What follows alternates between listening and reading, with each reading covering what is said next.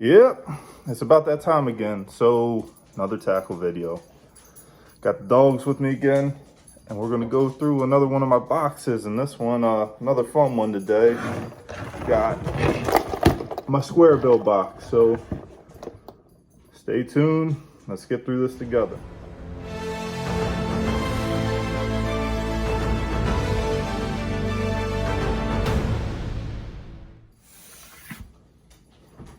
All right, guys, Squarebills served the test of time.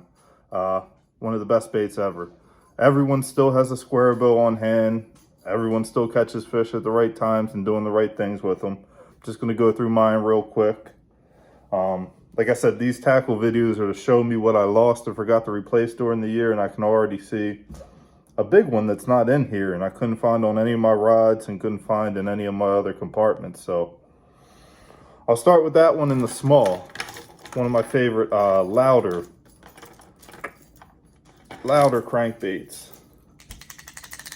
And that's the River to Sea Biggie Smalls and the Big Papa. Yeah, this is the smaller version. You can hear the knock in it. And the smaller one is called the Biggie Smalls, like I said. And the bigger one's the Papa Bumpin'. And the Papa Bumpin's my favorite big size crankbait to throw. But these are killers. Times when you need some noise, need some rattle, I recommend those River to Sea, the Biggie series. Another one of my favorites, and this one has that hard rock knock and rattle, and that's a Lucky Craft. I forget the exact name of it, but yeah, Lucky Craft, and you can see a pattern already with my the majority of my Squarebills. I like to keep most of them natural when I can. Bluegill, some kind of shiner, shad, occasional crawl style. Moving on to this one. So this is the one I was throwing at the end of the season instead of the Papa Bumpin', and it doesn't have as loud a rattle, but this is a custom paint, almost wiggle wart style, and this is a custom paint by PA Lorecraft. So I did a video on his stuff showing what I liked, which was everything. I mean, you can see in his paint job, he does a really nice job. So that's just another natural color, and that's what I was throwing instead of that Papa Bumpin' at the end of the year, and that's probably why I don't know what's in here. Just going through, show you the other color I have. Like I said, I usually some kind of bait fish, and then I'll go with some kind of crawl color. This is a bright red with the orange bottom. No rattle in that one. This is a balsa one from Rapala, straight balsa wood. A little bit of a rattle to it, but not much. If you can hear it. Some of my dark water crankbaits are Squarebills. So these are from a smaller company named Warriors Tackle. Decent little rattle. It's got that black color that has become kind of popular in crankbaits the last couple years. I know 6 Cents makes a really good one in this black color, but that's one of my dark water, cloudy water crankbaits. And also I'll go with the chartreuse and that cloudy water at times. And that one's also from Warriors Tackle. I bought a couple of their crankbaits and not bad. I've caught fish on them. Let's go with flat sides. So I have two different flat sides in here. So this is the 6 Cents, the Crush. And I have two colors in the 6 Cents Crush. I have a shad and I have a crawl. Very little rattle, that nice early season knock that I think really catch fish. One of the best flat sides there is. And then the second flat side I had, these are the Rapalas, the OGs, Ott's Garage, flat side crankbaits. So again, limited rattle on them. And the reason I have two different kinds of flat sides is you can hear it there. Here's 6 Cents with the knock, and here's Rapala. with just a little rattle chatter. So, what else I got in here? Oh, these. So these are from 13 Fishing. They have a metal bill that chatters back and forth, and they have metal lips in here, so it almost makes the noise of a chatterbait. And that last video, I told you guys I like to fish my chatterbait like a crankbait across the bottom, so it only made sense to get a crankbait that chatters. So this is the Jabberjaw by 13 Fishing.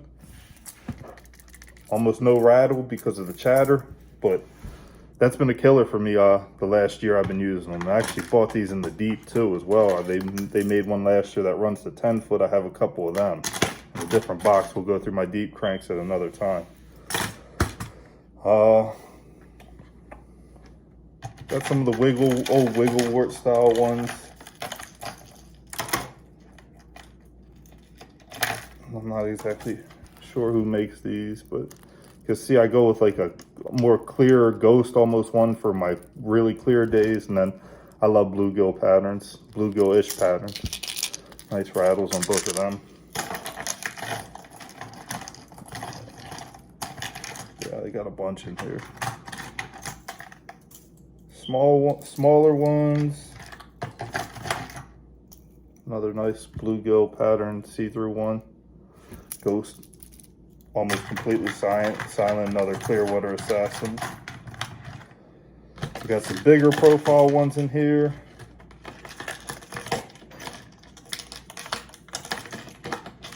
So we got the Strike King in that bigger size. I got almost a wake bait style one from Rapala here in that bigger size. See how tight that bill is? That's what will make it almost wake across the top.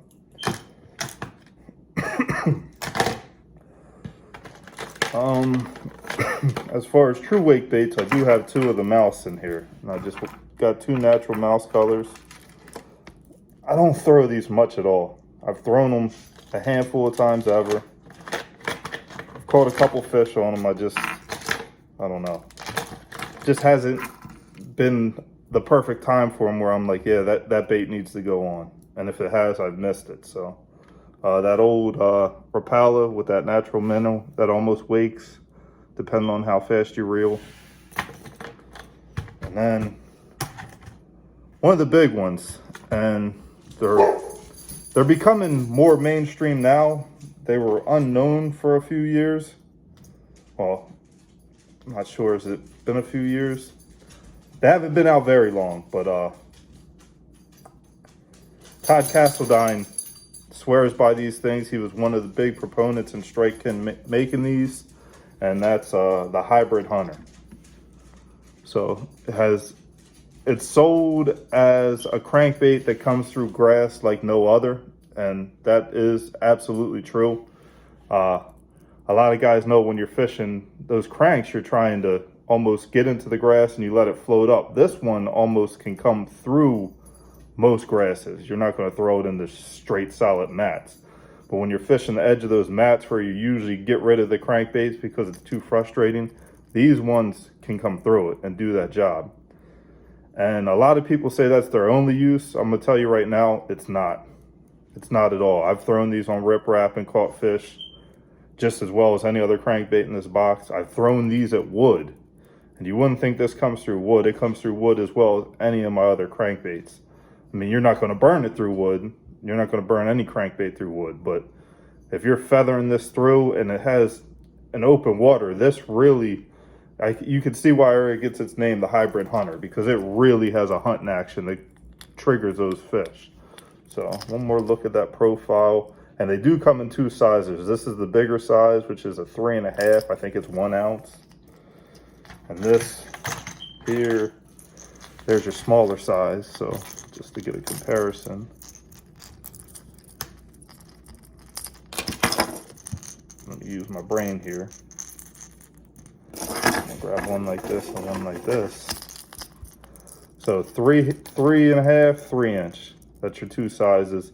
I do throw the 3 inch probably more than the 3.5, just because I'm in PA and PA is going to PA. we don't have the size of many of the other lakes. And I think, and it's a shad thing. Our shad we don't have many lakes with shad to begin with, and the size isn't proportional for us up here all summer like it is other places. Right, where I see fish eating 10-inch shad, I don't see that often up here, so that's why I think I go with the littler one. They have some unique colors. Check them out, Hybrid Hunters. I really swear by them. Nothing else special in here. You see my flat sides, you see my regular Squarebills, you see my Jabberdaws, you see my Hybrid Hunters, you see my wake baits. That's really all I keep in here. You can see this box is loaded. I have a good assortment. One of the best search techniques there is out there, no doubt about it. Yeah. If you haven't fished a crankbait, get out there, experiment with them, experiment with your cadence. Try and keep contact with things. That's the key to my fishing everything, whether I'm fishing a chatterbait, jig, crankbait.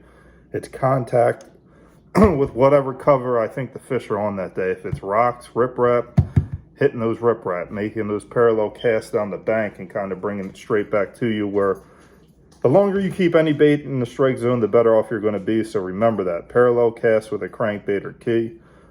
When you're in a lay down, making sure you're hitting that tree, hitting those stumps, whatever you're looking at, and burning them, stop and go. Sometimes I even get them down there and scrape them across the bottom and then let them float back up. So get out there, fish your Squarebills. Let me know what you guys are using. Let me know if anything in this video was helpful. I appreciate your time today, and I'll catch you guys on the next one.